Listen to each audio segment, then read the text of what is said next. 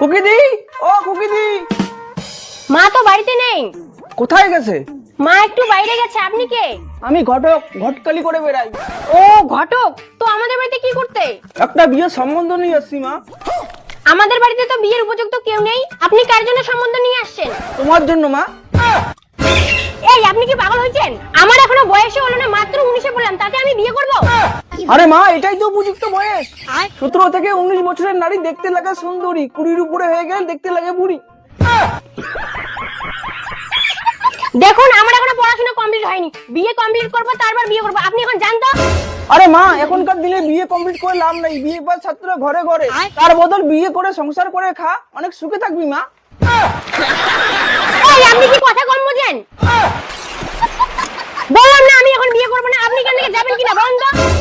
মাগো রাগ করে না, আমার কথা শোনো, ছেলেটা ভালো আছে।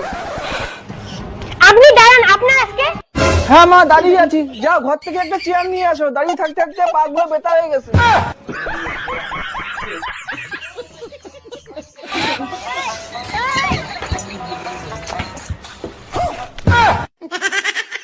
তোর ঘরটাকে একটা পাস করে দিব।